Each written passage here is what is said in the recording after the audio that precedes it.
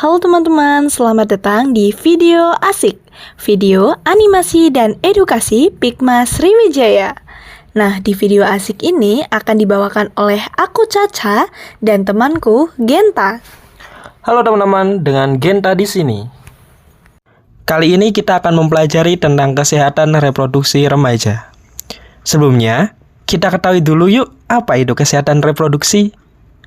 Kesehatan reproduksi adalah kesejahteraan fisik, mental, dan sosial yang utuh, bukan hanya bebas dari penyakit, namun segala aspek yang berhubungan dengan sistem reproduksi, fungsi, serta prosesnya. Kenapa sih remaja perlu tahu tentang kesehatan reproduksi? Karena masa remaja adalah peralihan dari masa kanak-kanak menuju masa dewasa.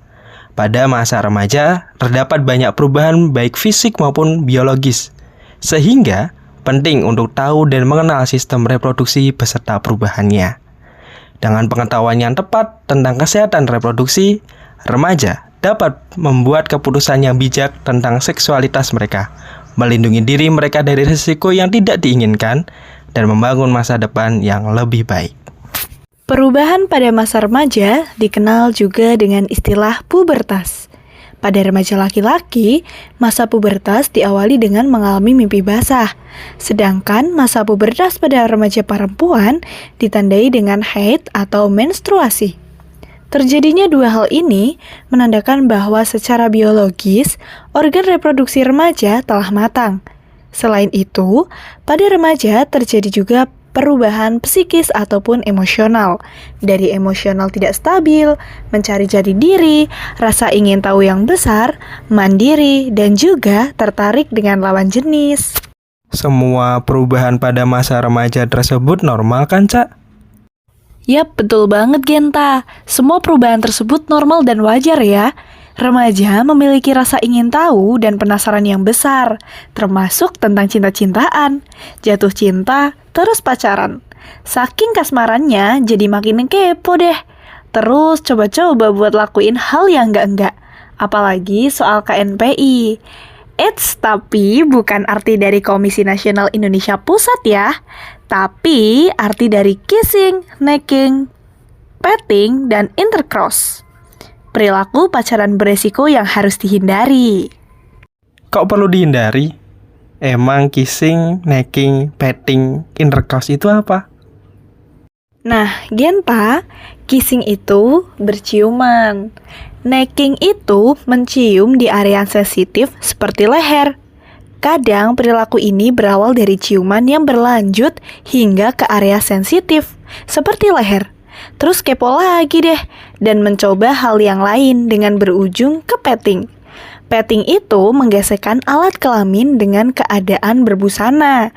Dan berujung pada intercourse, yaitu berhubungan seksual selayaknya suami dan istri. Kalau dilakukan waktu masih pacaran, ataupun di luar nikah, itu bisa kita sebut sebagai seks pranikah. Ayo, hati-hati dengan seks pranikah ya guys. Seks pranikah adalah hubungan seksual yang dilakukan remaja dengan lawan jenis tanpa ikatan pernikahan yang sah. Dampak dari seks pranikah adalah terjadinya kehamilan tidak diinginkan atau KTD dan infeksi menular seksual IMS seperti HIV dan AIDS. Betul banget. Perempuan bisa langsung hamil saat pertama kali berhubungan seksual loh, baik saat menstruasi maupun tidak. Terjadinya kehamilan yang tidak diinginkan, mau nggak mau ujung-ujungnya harus nikah. Hal ini harus segera dihentikan.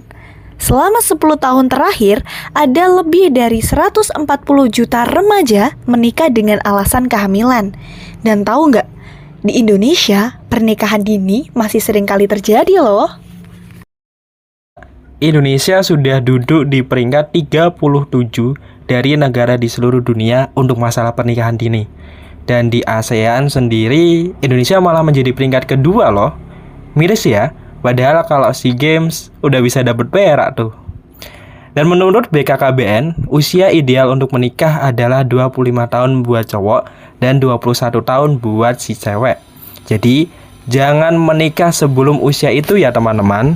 Pernikahan di usia dini dapat membawa banyak sekali dampak negatif, baik dampak sosial, psikologis, fisik, hingga kematian. Dampak psikologis dan sosialnya adalah ditinjau dari sisi psikologis dan sosial. Pernikahan dini dapat mengurangi harmonisasi keluarga. Hal ini disebabkan oleh emosi yang masih labil, gejolak darah muda, dan cara pikir yang belum matang. Dari segi ekonomi, kurangnya perencanaan pendidikan dan karir. Pernikahan dini rentan melahirkan keluarga yang miskin karena rendahnya pendidikan yang ditempuh hingga rendah pula akses pekerjaan yang didapat.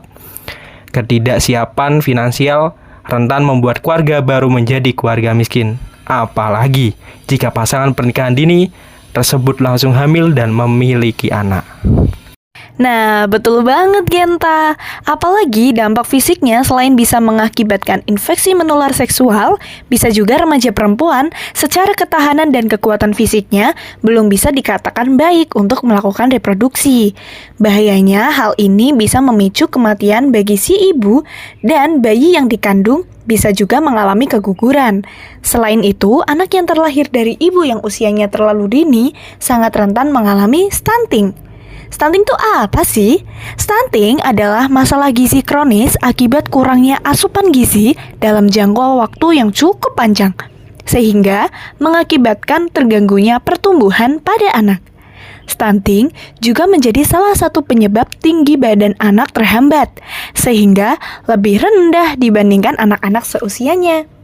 Karena anak yang stunting itu pasti pendek, tapi anak yang pendek belum tentu stunting ya. Jika hal ini dibiarkan dapat mengancam produktivitas dan kualitas kehidupan generasi bangsa selanjutnya.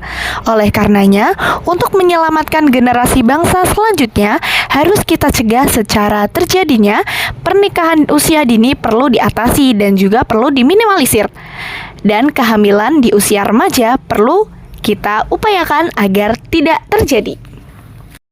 Apa yang bisa kita lakukan sebagai seorang remaja? Yang pertama, berbekal informasi tentang kesehatan reproduksi, remaja perlu diberikan akses mudah dan aman tentang kesehatan reproduksi, karena bukan hal yang tabu, dalam upaya agar remaja tidak tergoda melakukan hubungan seksual di luar nikah atau pernikahan dini.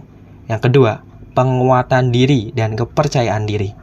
Penting bagi kita untuk membangun kepercayaan diri dan memiliki kebebasan dalam mengambil keputusan yang baik tentang kehidupan kita sendiri. Kita harus banyak belajar untuk mengetahui tujuan pribadi, mengenal nilai-nilai diri, dan merencanakan masa depan yang terencana. Maka dari itu, hindari pernikahan dini. Rencanakan masa depan sejak dini Untuk masa depan yang terpenuhi dengan sehat, cerdas, ceria. Sampai jumpa di video asik Pikma Sriwijaya berikutnya. Dadah! Aku Caca. Aku Genta. Salam genre.